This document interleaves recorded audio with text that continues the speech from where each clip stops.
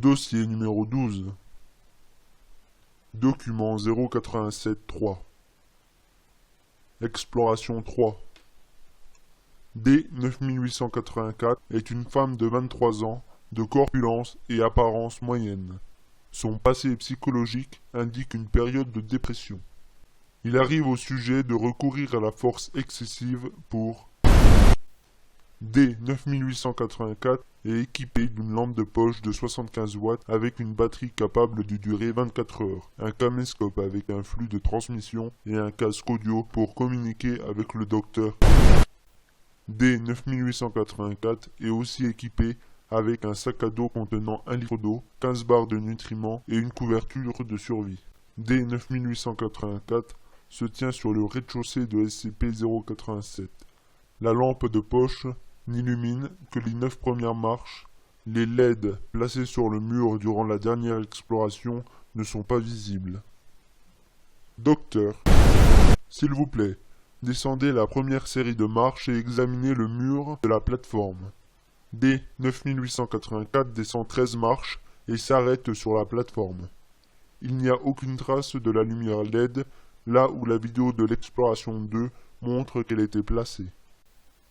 D 9884, ouais, c'est juste un mur en béton, sale, y a genre rien du tout dessus. Non, attendez, ça colle un petit peu, juste là. D 9884 indique le point sur le mur où la LED aurait dû être. D 9884, il y a un enfant qui pleure en bas.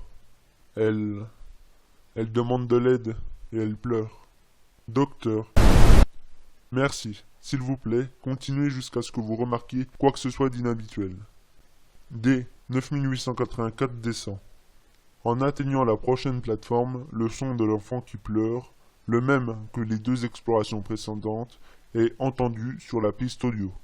Aucune lumière LED n'est présente sur les murs des plateformes.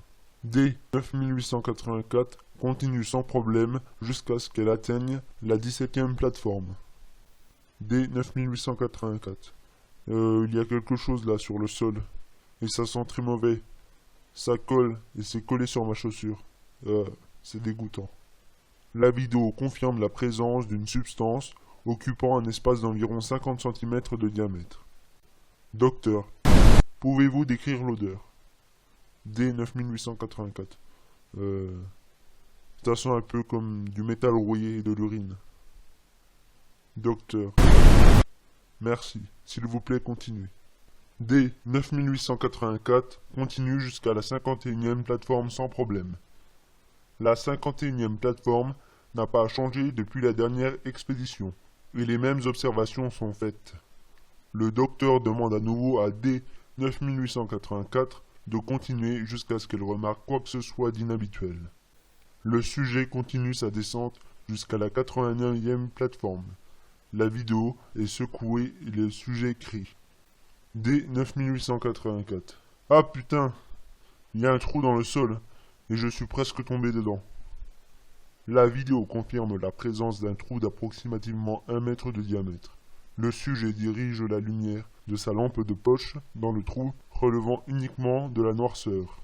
Approximativement 4 secondes passent et une lumière d'une distance indéterminée s'allume pendant environ 2 secondes puis s'éteint.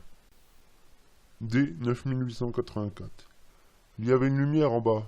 Elle n'est plus là, mais elle était là pendant genre 1 seconde. Vous l'avez vue? Docteur. Oui, pouvez-vous estimer la profondeur du trou? D 9884. Non, c'est trop profond. Au moins 1 kilomètre, genre bien plus d'1 kilomètre. Docteur. Merci. Entendez-vous toujours les bruits d'enfants? D 9884. Ouais, on dirait toujours qu'elle est loin. J'ai pas l'impression que je me rapproche. C'est comme si, à chaque fois que je descends une marche, elle en descend une aussi. Docteur. S'il vous plaît, continuez jusqu'à ce que vous remarquiez quoi que ce soit d'inhabituel. D 9884 continue de descendre SCP-087 pendant à peu près 1 heure, traversant 164 plateformes. Elle s'arrête pour se reposer sur la 253e plateforme, consumant une barre de nutriments et quelques gorgées d'eau. D9884 est approximativement 1,1 km sur la plateforme initiale, et le volume des pleurs n'a pas changé. Après 4 minutes de pause, D9884 continue sa descente, ne s'arrêtant pas pendant 216 séries de marches. 1,5 heures plus tard, D9884 est sur la 469e plateforme, à peu près 1,8 km sous le rez-de-chaussée. D9884. Je n'arrive nulle part. Je pense que c'est l'heure de remonter. Je veux dire, aller en bas est une chose, mais il y a une grande ascension derrière. Docteur, nous vous avons donné de la nourriture, de l'eau et une couverture pour rester 24 heures ici. S'il vous plaît, continuez. D9884. Non, je pense que je vais remonter. D9884 se retourne vers la série de marches. D9884. SCP-087-1, le visage est directement derrière D9884, bloquant sa montée. Le visage apparaît à approximativement 30 cm de la caméra. Ses yeux sont fixés directement sur la lentille, cette fois ne regardant pas le sujet, mais la personne qui regarde la vidéo. La vidéo glitch et freeze pendant 4 secondes, accompagnée d'un bruit de crissement statique. Puis, la vidéo revient, secouée, à D9884 qui descend les escaliers rapidement. D9884, paniqué et hystérique. Ça me suivait, c'était tout le temps derrière moi. Oh mon Dieu, c'est juste derrière moi. Ça me regarde en face. Docteur, s'il vous plaît, faites quelque chose, aidez-moi. Oh mon Dieu, non s'il vous plaît. Enlevez-le, s'il vous plaît, non s'il vous plaît. Je ne savais que ça me suivait. Aidez-moi, faites-le partir. Non, ça me regardait, ça me fixait. Je savais que c'était là, à me regarder tout le temps. Oh mon Dieu, s'il vous plaît, aidez-moi, non, s'il vous plaît. Cela continue de la même manière jusqu'à la fin. D9884 continue de crier et de supplier hystériquement tandis qu'elle descend rapidement les escaliers. Le bruit de crissement précédemment entendu semble surpasser la communication audio. Et derrière le son original de l'enfant qui pleure peut toujours être entendu. Approximativement 14 séries de marches après, la vidéo change pour montrer la zone derrière D9884. Le visage est maintenu à peu près 20 cm de la caméra.